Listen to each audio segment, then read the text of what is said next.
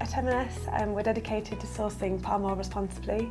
Our robust palm oil policy ensures that our suppliers adhere to our strict requirements, which prohibit deforestation and conversion, and also ensure we're respecting the human rights regulations. We take pride in our commitment to responsible sourcing, which has been acknowledged as leading the way by WWF and also scored highly by RSPO, of which we have been members for 18 years. So we recognise the importance that the retail sector has to play regarding the uptake of sustainable palm oil. We made great progress last year in increasing the level of RSPO segregated material in our food products, and through focused engagement with our suppliers to reformulate and redevelop products, we've moved our percentage of segregated RSPO material from 90 to 98%, and we're looking for ways to close the gap to 100%. Aside from sourcing policies, we also fund on-the-ground investments in palm oil producing areas to ensure that we're going beyond just certification. In terms of on-the-ground investment, since 2021 we've partnered with Forever Sabah, a civil society organisation based in Malaysia, to support a project on smallholder inclusivity. To date, the project has supported the audits and the successful RSPO certification of 342 smallholders across 4 districts in Sabah, enabling more certified sustainable palm oil to come to the market. Additionally, through the programme, smallholders receive good agricultural practice training to help them enhance their farm management and attain better, higher quality yields. It's been a really fantastic project to be involved with, and as we move into our 4th year of partnership with Forever Sabah, we're hoping to reach, train and RSPO certify an additional 140 smallholders. But as well as expanding the reach, we're also planning to expand the actual scope of the trainings themselves.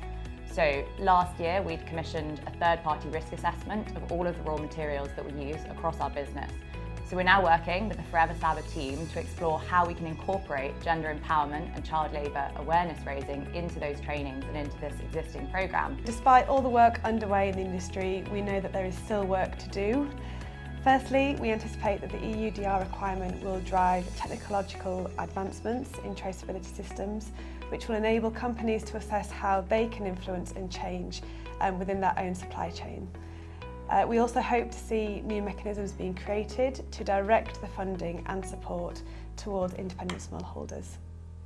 I'm hoping over the next decade to see a really greater focus from the industry on the human rights side of the palm oil supply chain, and to ultimately see more socially responsible palm oil supply chains.